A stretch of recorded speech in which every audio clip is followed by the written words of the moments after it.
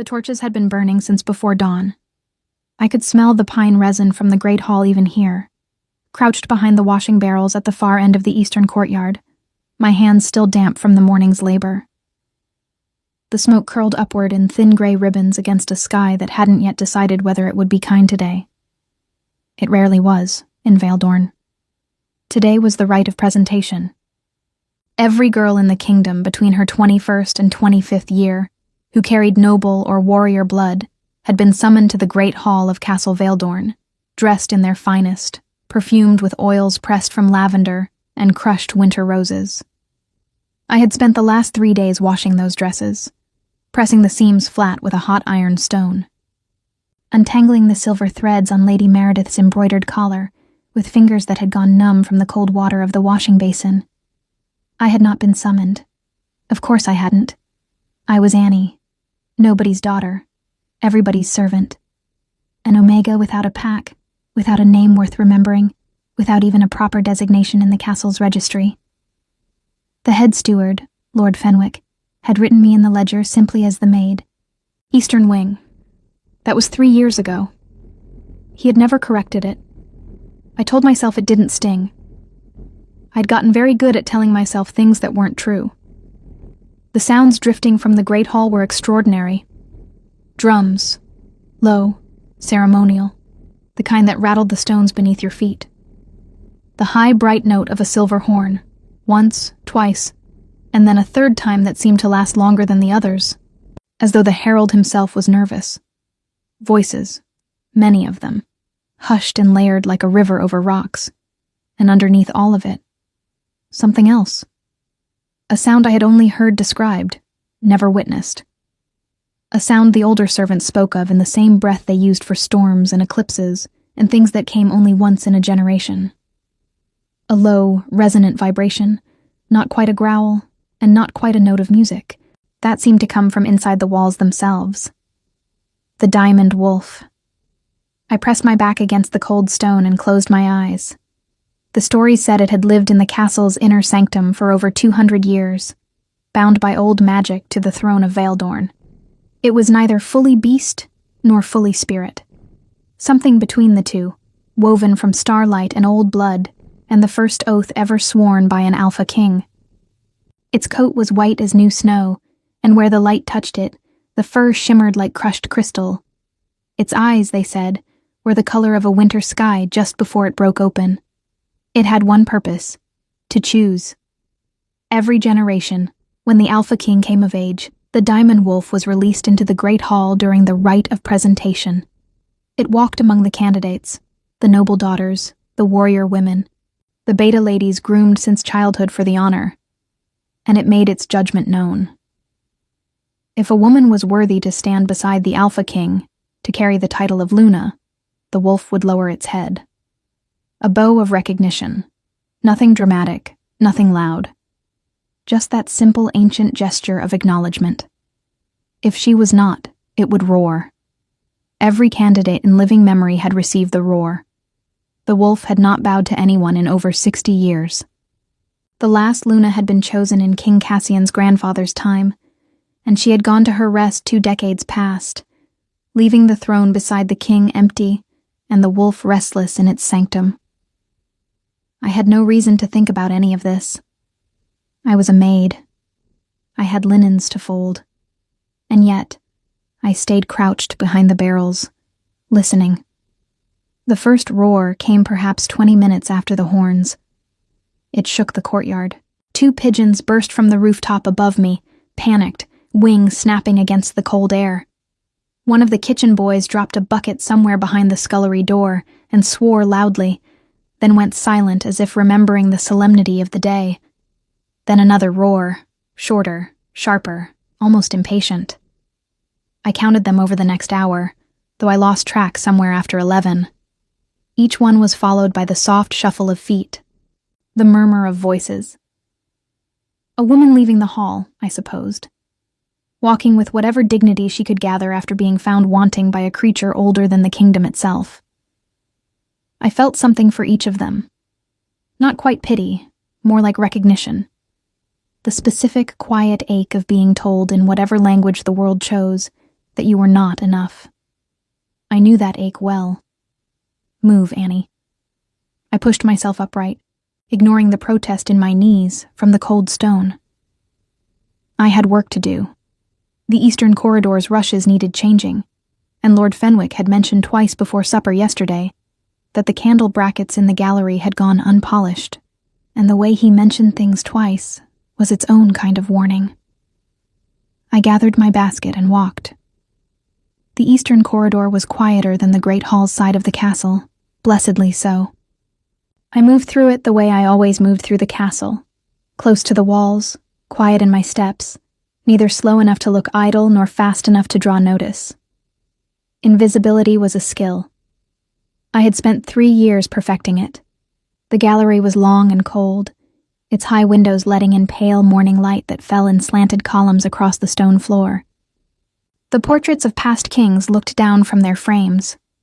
Severe men with broad shoulders, and the same particular weight in their eyes that all the alphas seemed to carry. I did not look at them long. I was reaching for the first candle bracket when I heard it. Not a roar this time. Silence. And then, from somewhere deep inside the castle, from the great hall, a sound I had never heard before and could not immediately name. Low. Trembling. Almost mournful, but not quite. Like something very old recognizing something it had been searching a very long time for. I stood very still with my polishing cloth in my hand. And then, every torch in the gallery went out at once. Not blown out, not guttered by wind. They simply ceased, all of them together, as though the light itself had been called away to witness something more important. I stood in the gray winter illumination from the windows, my heart going very loud in my chest, and waited for I didn't know what. The sound from the great hall rose, then fell, then rose again. It was not a roar. The diamond wolf was not roaring. I heard the doors of the great hall open, the great iron-bound doors whose hinges I had once spent an entire afternoon oiling. And I heard the silence that followed, like a held breath across the whole of Castle Valedorn. And then, Lord Fenwick's voice, somewhere distant, cracked like old timber. It cannot be. I set down my polishing cloth. I don't know why I walked toward the sound. I had spent 3 years walking away from anything that might draw attention to me, anything that might remind the castle's inhabitants that I was there. But something in my feet had stopped listening to reason. I reached the corridor junction that looked down, through a narrow servants' passage, onto the upper gallery above the great hall. And I looked down. The diamond wolf stood in the center of the hall below, enormous and luminous, its crystal white coat flooding the space with reflected light. Every candle in the great hall had flared at once. I could see them blazing from here. The noble daughters stood in a wide, uncertain circle at the hall's edges, their fine dresses trembling. The wolf was not roaring. The wolf was still. Its great head was lowered. But there was no one in front of it. The center of the hall was empty. Except, I looked where the wolf's silver eyes were directed, following the line of its bowed head, and my stomach dropped through the floor. The servants' entrance on the far side of the hall was a low door, half hidden behind a tapestry. I had used it 100 times, and standing in its frame, clutching an armful of folded table linens and staring at the diamond wolf with enormous gray eyes, was a girl I recognized. Marta, the head laundress, had sent her to deliver the linens to the hall steward. The girl was 22 years old. She was an Omega. She was, as far as Castle Valedorn was concerned, nobody. The diamond wolf held its bow, and from the high seat at the far end of the hall, the carved throne of dark wood where King Cassian sat in his leather and fur war dress, his braided black hair falling across his shoulders, his ice-blue eyes fixed on the scene before him, came the sound of a chair being pushed back. Slowly, like a man who needed a moment to make sure he was seeing what he thought he was seeing. Then those eyes lifted, straight up, and met mine through the gap in the servants' passage. I had not moved. I should have moved. I should have been invisible. Should have melted back into the stone the way I always did. But I stood there, looking down, and King Cassian looked up, and for one terrible and inexplicable moment, the diamond wolf's silver gaze swung upward as well, past the girl in the doorway, and found me. The whole hall went utterly silent. My basket slipped from my fingers and struck the floor. I ran. Not elegantly, not quietly. I ran the way a person runs when every rational thought has abandoned them, and only instinct remains. Back through the servants' passage, around the cold corner of the gallery, down the narrow stair that smelled of old rushes and candle tallow, and into the eastern corridor where I had left my polishing cloth lying on the stones like evidence of a crime. I pressed myself against the wall and tried to breathe. It looked at you. The wolf looked at you. I pressed my hands flat against the cold stone. The rough texture grounded me. Real, solid, indifferent. Stone did not care who you were. Stone did not distinguish between a Luna candidate in embroidered silk and a maid in a worn linen tunic. That was the only democracy the castle offered, and I had always found comfort in it. I told myself what I had seen meant nothing. The wolf's gaze had swept the upper gallery by chance. Animals looked toward sounds and movements. I had dropped my basket, made noise, drawn attention. That was all. The creature's ancient silver eyes had simply tracked the disturbance the way any beast would. That was all. I repeated it until my breathing steadied. Then I picked up my basket, retrieved my polishing cloth, and spent the next 2 hours making the candle brackets in the gallery shine as though the kingdom's survival depended on it. By evening, the castle was a different creature entirely. The great hall's ceremonial torches had been extinguished. The noble daughters and their escorts had been shown to guest chambers, or had departed for their family holdings, depending on how far they had traveled. The kitchen was loud with the organized chaos of a feast being assembled. The rite of presentation always ended in a banquet, regardless of its outcome, because King Cassian's steward understood that disappointed noblewomen were easier to manage on full stomachs. I carried linens. I carried firewood. I refilled the oil in the wall sconces along the western passage and avoided the great hall entirely. I heard things, the way servants always hear things, in fragments, in half-sentences dropped between people who forgot we were there. The wolf did not choose. It bowed. But to whom? The hall was empty in the center. Some say it looked upward, toward the gallery. Nonsense. A servant was passing. The creature was confused by... His Majesty left the hall before the feast was announced. Lord Commander Davin had to make the king's apologies to the guests. They say he went to the sanctum. Alone. I moved through these fragments the way I moved through everything. Quietly, gathering nothing, holding nothing. By the time the bell in the castle's tower rang the 2nd hour past sunset, I had folded the last of the presentation linens, banked the fire in the laundry room, and was making my way to the small cell I shared with 2 other maids in the servants' quarters below the eastern wing. Delia was already there, sitting on the edge of her pallet with her dark hair loose around her shoulders, her brown eyes wide with the particular brightness they got when she had news she could barely contain. Delia was a beta, 2 years younger than me, and she had been my closest friend in the castle since my 3rd week here, when she had wordlessly slid half her bread ration across the table to me after Lord Fenwick had docked my supper for breaking a clay jug. She had never asked me to explain the things I didn't speak about. I had never asked her to stop talking about the things she couldn't stop speaking about. We had reached an arrangement. "You were in the gallery," she said, before I had even set down my basket. I looked at her. Marta told me. She said the hall steward told her that someone in the upper gallery passage was seen from the great hall during the... I was polishing the candle brackets, I said. I dropped my basket. That is the entirety of the story, Delia. She stared at me with those 2 bright eyes. Annie. The entirety. She was quiet for a moment. Then, the wolf didn't choose anyone.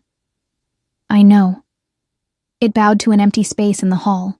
Some of the noble ladies are saying it's a sign of ill fortune for the kingdom. Lady Meredith's mother was apparently near to fainting. A small, involuntary smile crossed Delia's face, which she quickly suppressed. And Lord Fenwick says the king will call another rite within the month, with candidates brought from the outer territories as well. Then there will be more dresses to wash, I said, and climbed onto my pallet. Delia was quiet long enough that I thought she might let it rest. Then softly, "The wolf's eyes, Annie, where they said it was looking." She paused. "Marta's girl, the one who brought the linens. She swears the wolf was not looking at her. She swears it was looking up." I closed my eyes. "Good night, Delia." She sighed, the sound of someone setting down a question they hadn't finished asking. "Good night." 3 days passed. They were ordinary days. Extraordinarily, almost aggressively ordinary. As though the castle had decided to overcompensate for the strangeness of the rite by filling every hour with the most mundane possible labor. I scrubbed, I carried, I polished and pressed and hauled and folded. Lord Fenwick found 3 separate things wrong with the arrangement of the rushes in the great corridor, which was 2 more things than usual. I corrected each one without comment. On the morning of the 4th day, I was in the castle's herb garden. It was one of my favorite places, though I would not have said so to anyone who asked, because admitting to having favorite places felt presumptuous, as though I was claiming ownership of something that didn't belong to me. But the herb garden sat in a sheltered corner, where 2 of the castle's outer walls met, and the stone held the warmth of whatever sun managed to find it, and things grew there with a quiet stubbornness I found privately admirable. Rosemary, thyme, winter sage, gray-green and persistent. A single old lavender plant that should by all accounts have died 2 winters past and had simply declined to. I was harvesting the sage, the castle's healer, Brother Aldrich, had asked for it for his poultices, when I heard footsteps on the garden path. I did not look up immediately. Footsteps in the garden were unusual, but not unheard of. Lord Fenwick sometimes walked here when he was composing his formal grievances.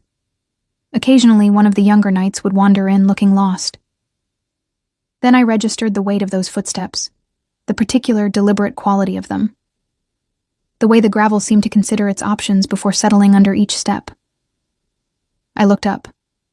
King Cassian stood at the garden's entrance. He was without his war dress today, or rather, without the full formal arrangement of it.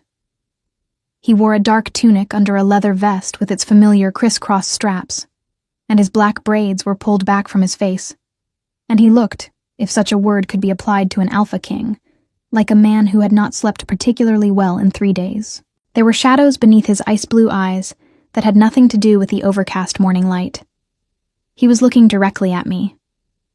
I rose from my crouch so fast I nearly lost my balance, and lowered my head in the proper manner, and said, "Your Majesty," in the voice I used for persons of rank, flat, respectful, giving nothing away. He said nothing for a moment. I could feel his gaze on the top of my bowed head, the way you feel heat from a fire, not burning, but present, unmistakable. "You were in the gallery," he said. 4 days ago. It was not a question. "Yes, Your Majesty, I was attending to the candle brackets. I apologize for any disturbance I may have. What is your name?" I paused. In 3 years, no one above the rank of head steward had ever asked me that. "Annie, Your Majesty. I serve in the Eastern Wing." Another silence. I kept my gaze on the gravel path between us and counted the small stones to give my mind something to do that wasn't panic. "Look at me," he said. I raised my eyes. This close in the garden's pale light, his face was more complicated than the distant figure I was used to seeing across hall floors and castle yards. There was the faint scar on his jaw, a thin line, old and silvered, running from beneath his left cheekbone toward his chin. His jaw was set with the particular tension of a man who had made a decision and was still in the process of making peace with it. His blue eyes were steadier than I expected, steadier than I felt. "The wolf," he said, and stopped. Began again. After the rite, I went to the sanctum. I sat with it for 2 hours. His voice was measured, A king's voice, controlled and even, but underneath it something that might have been bewilderment. It would not settle. It paced. It has not paced since my father's time. He looked at me the way a man looks at something he cannot quite bring into focus. And then I asked it where to look. The sage in my hand had gone forgotten. I was barely breathing. It came to the sanctum door, Cassian said quietly, and it faced east.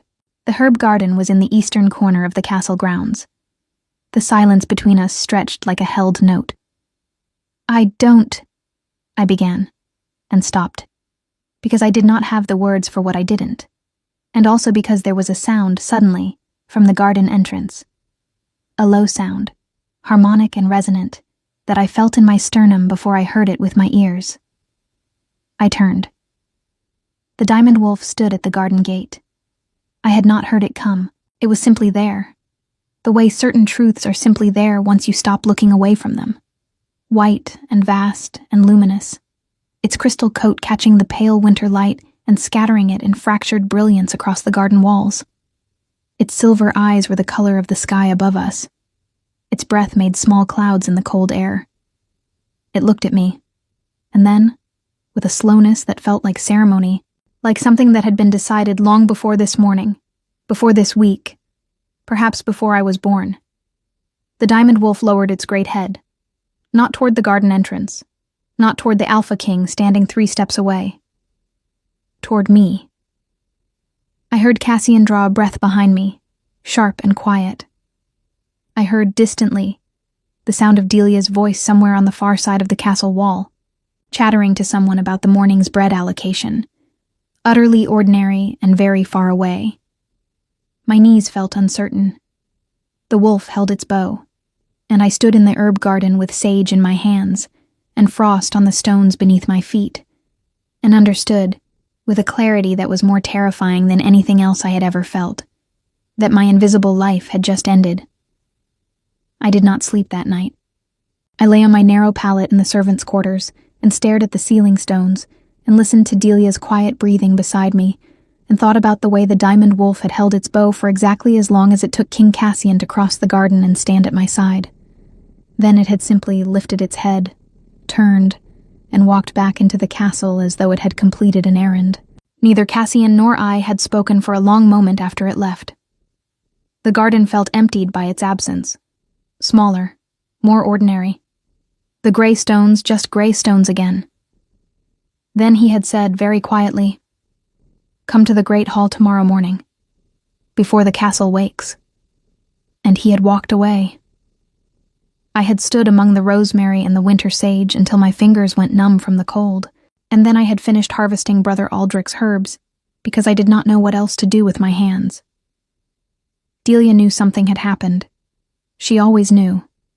It was a gift she had, not magic, nothing so dramatic as that, just the particular attentiveness of someone who had learned early that the important things were usually the quiet ones.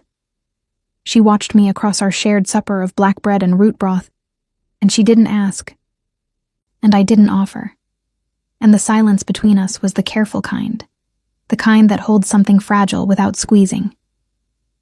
Before she blew out the tallow candle, she said only, "Whatever it is, you are not nothing, Annie. You never were." I turned my face toward the wall. I did not sleep. The great hall before dawn was a different world. The long trestle tables were bare, their boards swept clean of the feast's remnants. The great hearth at the hall's far end still breathed with the banked coals of last night's fire, throwing low amber light across the flagstones. The banners of House Valedorn hung motionless in the still air, dark blue and silver, the wolf sigil at their centers looking less fearsome in this quiet hour, almost watchful instead. I had come early, earlier than he'd asked, because waiting in the servants' quarters for the right moment felt impossible, and moving felt necessary. I stood near the hearth, with my hands clasped in front of me, and my heart making too much noise in my chest. I heard him before I saw him. Those deliberate footsteps, unhurried, crossing the antechamber beyond the hall's side entrance. Then the door, and Cassian, still in his dark tunic, his black braids loose this morning, falling past his shoulders. He looked like a man who had also not slept. He stopped when he saw me, registered that I had come early. Something in his expression shifted. Not quite surprise, something more considered. "You came," he said. "You asked me to, Your Majesty." He crossed the hall and stood near the hearth, a few feet away, and looked at me with those winter blue eyes that seemed, in this light, less like a king's eyes and more like a man's. "I owe you an explanation," he said. "Or at least an honest account of what I understand, which is less than I would prefer." I said nothing. I had learned that silence was often the most useful thing I could offer. He turned slightly toward the hearth, looking at the coals. "The Diamond Wolf has not bowed in 63 years. In that time it has evaluated every noble daughter presented to it, every warrior woman of standing, every beta lady groomed for the role of Luna." A pause. It roared at all of them. "I know the stories," I said carefully. "What you may not know," he continued, "is what happens to a king when his wolf does not choose." He said it without self-pity, matter-of-factly, the way someone describes an old injury that has long since stopped surprising them with its ache. The Alpha King of Vaeldorn is bound to his wolf by the same old magic that created it. Without a Luna chosen by the wolf, certain things become more difficult. The pack bonds weaken at the edges. The king's ability to hold the kingdom's alphas in accord frays over time. He glanced at me. My father managed it for 22 years. He was stronger than I am in some respects. The admission landed quietly. A king, telling a maid he had a weakness. I didn't know what to do with it, so I simply held it carefully. "I am not asking you to understand what the wolf's choice means," Cassian said. "Not yet. I am asking you." He stopped, seemed to weigh something. "I am asking who you are, beyond the Eastern Wing, beyond the ledger." The question was so simple and so enormous that for a moment I couldn't find the beginning of an answer. "I came to Vaeldorn 3 years ago," I said at last. "From a village in the northern reaches, a small place. It doesn't have a name anyone outside it would recognize." I kept my voice steady. "My pack dissolved when I was 19. The Alpha left for a stronger alliance. The Betas followed. What remained wasn't enough to hold together." I paused. "Omegas without packs travel or they don't survive." I traveled. Cassian was looking at me with full attention. Not the evaluating look of a king assessing a subject. Something more direct than that. "Lord Fenwick took me on because Brother Aldrich vouched for my knowledge of medicinal herbs," I continued. "I've worked the Eastern Wing since. I'm not—" I stopped. Chose the next words carefully. "I have no noble blood, Your Majesty. No warrior lineage. No family name that would mean anything to anyone in this castle." "I know," he said. "Then you understand why I cannot account for what the wolf—" "No," he said. And there was something in the single word that silenced me. Not harshly, quietly, the way a hand is laid on a table to still it. "I do not understand it, but I have stopped trying to explain it in terms that fit what I expected." He looked at me steadily. "The wolf has never been wrong." The coals in the hearth shifted and settled. Somewhere in the castle's upper reaches, a door opened and closed, the castle beginning to wake, the ordinary world reasserting itself. "What are you asking of me?"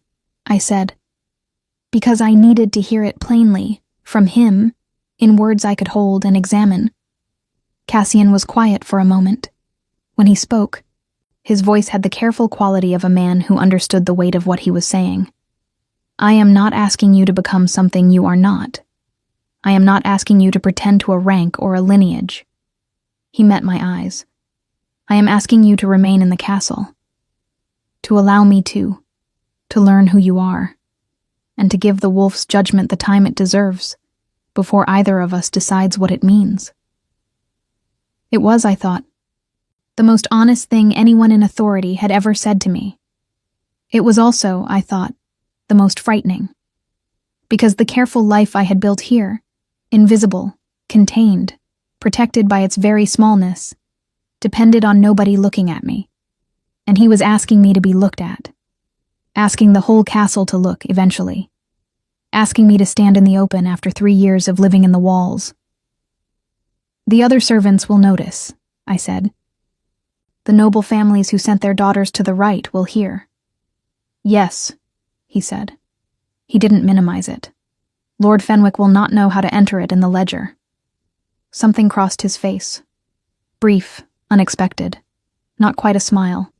Close enough that I registered it, and felt it register somewhere in my chest. "Lord Fenwick," he said, "will manage." I looked at him. At the scar on his jaw, at the exhaustion around his eyes that 3 days of poor sleep had settled there. At the way he stood, straight, controlled, and yet with something underneath all of it that resembled, very faintly, the particular loneliness of someone who has been responsible for everyone for a very long time, and has not been asked, in that same time, how they themselves were faring. I recognized it, the way you recognize a landscape you've lived in even when the light changes. "All right," I said. He held my gaze. "All right? I'll stay." I paused. I was going to stay regardless. I have nowhere else to go, but I took a breath. "I'll stay in the way you're describing, and see what that means." For a long moment, Cassian simply looked at me. Then he nodded. Once, the deliberate nod of a man who has been given something he intends to treat carefully. From somewhere in the castle's depths came a long, low sound. Harmonic. Resonant. Not a roar. The diamond wolf, in its sanctum, settling. The castle did not take the news quietly. It never does, in places like Vildorn, where rank is the architecture that holds everything else upright. Disturb one stone, and the whole structure trembles and complains, and sends dust down from the ceiling until the mortar resettles. I had lived inside that architecture long enough to know its particular sounds. The way gossip moved through the servants' hall faster than warmth through a cold room. The way a rumor gained weight with each corridor it traveled. By the second morning after my conversation with Cassian in the Great Hall, the weight was considerable. I heard it in the way the other maids fell quiet when I entered the laundry. In the way old Perrin, the groom who had never once acknowledged my existence in 3 years of passing him in the eastern courtyard, looked up from his work and watched me cross the yard with an expression I couldn't name. In the way Lord Fenwick summoned me to his records room and stood behind his writing table and looked at me for a long, uncomfortable moment before saying, in a voice stripped of its usual authority, "His Majesty has requested that your duties be restructured." He said restructured the way a man says a word in a foreign tongue he has only seen written and never heard spoken aloud. "I understand," I said. "You are to be given a chamber in the castle's central wing." He paused. "A private one." I said nothing. "This is—" He stopped. Began again. "I have served 3 kings, girl. I have kept the ledgers of this castle for 31 years. I have never once—" He pressed his lips together. "I will need your family name for the registry." "I don't have one worth recording, my lord." He looked at me as though I had just complicated his ledger in a way he might not recover from. Then he picked up his quill, with the resignation of a man accepting a burden he had not ordered, and wrote something that I did not lean forward to read. "You are dismissed," he said. "Your things will be moved by evening." I nodded and left, and I made sure I was around the corridor's corner before I let out the breath I had been holding. The chamber was small. That was the first thing I noticed, and I noticed it with relief. A grand chamber would have felt like a costume, something put on over the wrong body. This room was modest. One window looking out over the herb garden. A narrow bed with a proper wool blanket. A writing table. A wash basin of clean white clay. A single candle in an iron holder. The floor was cold stone, but there was a small braided rug beside the bed in faded blue and brown.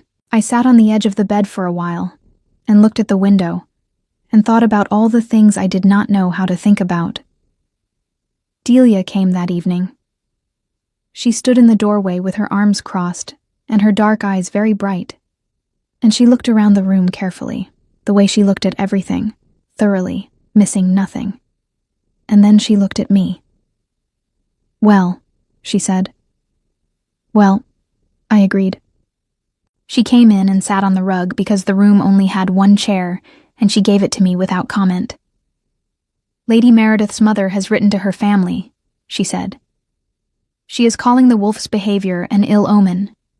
She says a creature of such ancient power cannot be in its right senses if it—" She stopped, seeming to hear herself. "Those are her words, not mine." "I know, Delia. Sir Aldous from the King's War Council has been heard saying in the Great Hall that the old magic may be fading, that the wolf's judgment cannot be trusted if it—" Again she stopped. Then more quietly, "There are people in this castle, Annie, who will not accept this gracefully. I know that too." She was quiet for a moment, turning a loose thread from the rug around her finger. "And him? The king?" I looked at the candle. "He is.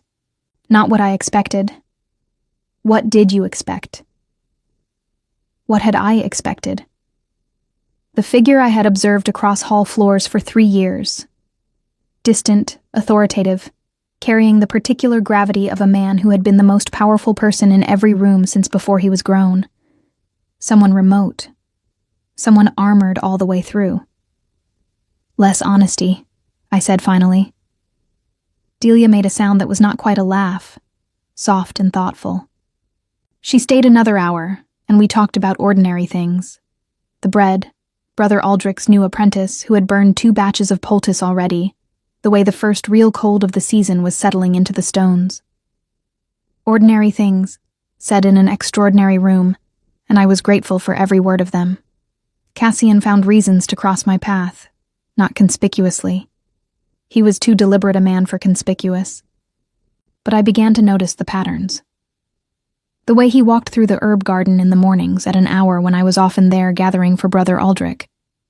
The way he occasionally appeared in the castle's eastern library, a long, stone-vaulted room where old records were kept alongside Brother Aldrich's volumes of medicinal knowledge. At times when I had developed the habit of reading there in the hour before supper, when my duties were finished and the light through the east window was still good. He did not make it strange. That was what surprised me most. He would sit at the far end of the library's long table with maps or correspondence, and I would read my herbalist's text, and sometimes we would speak and sometimes we would not, and both felt equally natural in a way I had no framework for. It was in the library, on an evening in the 2nd week, that he told me about the scar. I had not asked. I had looked at it, privately, the way one looks at something that raises a question you haven't decided yet whether to voice. But he caught me glancing, the way perceptive people always catch the glances they were never meant to notice, and he said, without preamble, "My father." I went still. "Not in the way that sounds most dark," he said, and there was something careful in his voice. The care of a man choosing precision over drama. He was not cruel. He believed that an alpha king could not afford softness, that any hesitation, any visible doubt, was an invitation. He touched the scar briefly, the way you touch something old out of habit rather than pain. I was 15. I had expressed during a war council the opinion that negotiation with the border clans might cost less than the alternative. He felt the lesson needed to be immediate. I looked at him, at the steadiness with which he said it, the complete absence of performance. "And did you still think negotiation was the right course?" I asked. He met my eyes. "Yes. And 3 years later, when I was old enough to act on it, I negotiated. It held for 11 years. It's still holding." I thought about that for a moment. About what it takes to hold a conviction for 3 years under the weight of that kind of disagreement, and then act on it anyway. "You were right," I said. I was. No arrogance in it. just the simple acknowledgement of a fact. I looked back at my book. Then, after a moment, my pack alpha told me, when he left, that omegas without packs were a drain on any territory that took them in. That I would spend my life costing more than I contributed. I kept my voice even. I have thought about that most days since. Silence from his end of the table. And now? He said. I considered the question properly. Gave it the honesty it deserved. The honesty he had been giving me. Now I think he was wrong, I said. I think he needed me to believe it so that I wouldn't ask why he was leaving. It was easier than the truth. Which was that he was afraid. And afraid people say cruel things to make their fear feel like logic. Cassian was quiet for a long time. When I looked up, he was watching me with an expression I hadn't seen on him before. Something open, something without the king's careful architecture over it. Yes, he said softly, they do. Outside the library window, the first true snow of the season had begun to fall, silent and indifferent and very beautiful, covering the courtyard stones in white. From somewhere in the castle's heart, low and steady and almost gentle, the diamond wolf breathed. Winter settled over Veldorn like a held breath. The snow that had begun falling outside the library window did not stop for 3 days. It covered the herb garden, buried the courtyard stones, rounded the edges of the castle's towers into softer shapes, as though the kingdom itself had decided to set down its sharpness for a while. The servants moved through muffled corridors. The great hearths burned constantly. The castle drew inward, the way living things do in the cold, and in drawing inward it became, for the first time in my experience of it, something that felt less like a fortress, and more like a home. I noticed the change in myself before I noticed it in anyone else. That was perhaps the most startling thing. Not what the castle thought of me, not what the noble families murmured in their correspondence, not what Lord Fenwick wrote in his ledger with his long-suffering quill, but the thing that was shifting, quietly, and without my full permission, inside my own chest. I had lived carefully for 3 years, contained. I had made myself small enough to fit inside the life that was offered to me, and I had called that survival. And it had been, I did not discount it, it had genuinely been survival. But there is a difference between surviving and inhabiting your own life, and I was beginning, tentatively and with great caution, to feel the difference. Delia noticed before I said anything. She came to my chamber one evening with 2 cups of spiced cider from the kitchen and sat on the braided rug and watched me with those dark, attentive eyes until I set down the herbalist's text I wasn't really reading and looked at her. "You're frightened," she said. "Yes." "Of him?" I thought about it honestly. "Of what it means," I said. "Of being seen. Of taking up space that people will decide I haven't earned." I wrapped both hands around the warm cup. It's easier to be invisible. Invisible things don't disappoint anyone. Delia was quiet for a moment. Then, invisible things also don't get to matter.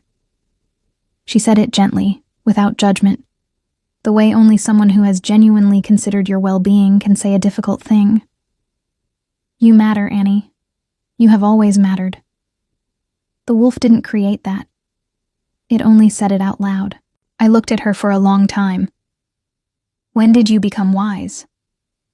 "I have always been wise," she said with great dignity. "You were too busy being invisible to notice." I laughed, a real laugh, unexpected, rising up from somewhere that had been quiet for a long time. Delia grinned at the sound of it, pleased with herself, and we sat together in the small, warm chamber while the snow continued its patient work outside. The trouble came, as trouble in kingdoms always does, from the direction of pride. Lady Meredith arrived at the castle on a morning in the 3rd week of snowfall, unannounced, with a retinue of 6 and a letter from her father, Lord Aldrich Westing of the Southern Territories, a man whose name carried the specific weight of old money and older grievances. She was tall and composed and very beautiful, with copper hair dressed in elaborate braids and an expression of perfect, practiced serenity that did not reach her eyes. She had been among the right's candidates. The wolf had roared at her. She requested an audience with the king and was given one, as courtesy demanded. I knew about it only because Delia told me, and I went about my morning in the herb garden. The snow had eased, and I had cleared a path to the winter sage, and tried not to think about it. I failed at not thinking about it. What I did not expect was for Cassian to come to the garden afterward. He walked the cleared path between the snow-banked beds and stood at the garden's center and looked at me. And I looked at him, and I could read nothing in his face that told me how the audience had gone, except that the careful architecture was firmly back in place, which told me enough. She delivered her father's proposal, he said. A formal alliance through marriage. 3 southern territories, their armies, and the trade roads they control. He paused. Lord Westing has also expressed his view that the wolf's behavior at the right was a result of extended captivity affecting its judgment. I kept my voice even. And what did you tell her? That I would consider the alliance on its diplomatic merits, he said, and that the wolf's judgment was not a matter open to external interpretation. Something in my chest loosened slightly. She also said, Cassian continued, and his voice shifted almost imperceptibly, something beneath it that I had learned to listen for, that an Omega maid without name or lineage could not hold the loyalty of the kingdom's nobles, that it would fracture the alliances that hold Vildorn together. He looked at me steadily. She was not entirely wrong. It is a real concern. I know, I said. I had known it from the beginning. It was the thing I had not let myself look at directly. The way you don't look directly at the sun. I don't have an answer to it. I do, he said. I waited. Valdorn's alliances hold because its king is strong, he said. Not because its Luna is noble-born. What the nobles respect, ultimately, is the judgment of the Alpha King. If I doubt the wolf's choice, they will doubt it. If I don't. He held my gaze. They will find their way to acceptance. They always do. That is a great deal of confidence, I said carefully. In you, he said, not in myself. The winter light fell between us, pale and clear, catching the snow on the garden walls. A small bird landed on the lavender plant at the garden's edge, the stubborn one, the one that had declined to die, and looked at us both with professional curiosity before departing. Cassian, I said. It was the first time I had used his name without the title. I heard it land between us, and didn't take it back. He was very still. I am not the same person I was 3 weeks ago, I said. I don't know yet what I am becoming. I think that is probably true for both of us. I looked at him, at the scar and the tired eyes and the man underneath the king, the one who had sat across a library table and been honest with me in the particular way that costs something. I think we should find out. For a long moment, Cassian looked at me with that open expression, the one without the architecture over it, the one I had only seen a handful of times, and that I understood now was the truest version of his face. Then he crossed the garden path and stood close enough that I could see the exact shade of winter blue in his eyes, and he took my hand in both of his, carefully, the way you hold something you understand the value of. And he said nothing at all. He did not need to. Spring came to Valdorn 6 weeks later. The ceremony was small, by the castle's standards. Cassian had offered something larger. The full formal rite, the whole court assembled, the heralds and the banners, and the 3-day feast that tradition demanded. I had asked quietly, for something that felt true, rather than something that felt correct. And he had listened, the way I had learned he listened to things that mattered. The great hall held perhaps 40 people. Brother Aldrich, who officiated with the calm of a man who had seen stranger things in his years of service.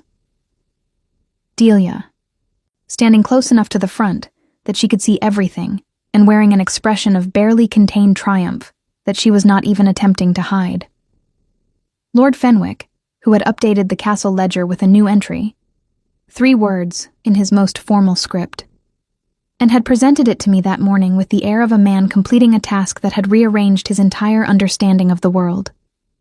Lord Westing's alliance was negotiated on its merits, as Cassian had said it would be. Not through his daughter, but through revised trade agreements that benefited both territories. Lady Meredith had returned to the south with her dignity intact, and her father's commercial interests improved, which was, everyone quietly agreed, a more durable arrangement than the other kind. The diamond wolf stood at the hall's center throughout the ceremony. It did not roar. When Cassian took my hand before the assembled court, and Brother Aldrich spoke the old words, the ones that had bound Valdorn's kings and their chosen for 200 years, the wolf raised its great crystal head and made the sound I had heard once from behind a servant's passage wall. Not a roar, not a growl, that low, resonant, ancient note that seemed to come from inside the stones themselves. The sound of something recognized, the sound of something finally, completely at rest. I stood in the great hall of Castle Valdorn, with my hand in the Alpha King's hand, and the diamond wolf's silver gaze warm on my face, and I thought about a girl who had arrived here 3 years ago with nothing but the knowledge of herbs and the practice of invisibility, and I thought, she was enough. She was always enough. She simply needed a place where that was allowed to be true. I had found it. Afterward, when the hall had emptied and the torches burned low and the snow outside had given way entirely to the first green shoots of the castle's outer fields, Cassian and I stood at the great hall's window together and looked out at the kingdom. His hand was still in mine. The wolf had returned to its sanctum, settled at last after 63 years of waiting. "Are you afraid?" he asked. I considered the question with the honesty it deserved. "No," I said, and meant it, which surprised me into a quiet laugh. He looked at me, that open, true look, and something in his expression did the thing it had been doing for weeks now, the thing I had stopped pretending I didn't notice. It softened, completely and without apology. "Good," he said softly. Outside, a single lark, early, bold, indifferent to the cold that still threaded the morning air, began to sing from somewhere in the herb garden. The lavender plant, almost certainly. The stubborn one. The one that had simply declined to stop.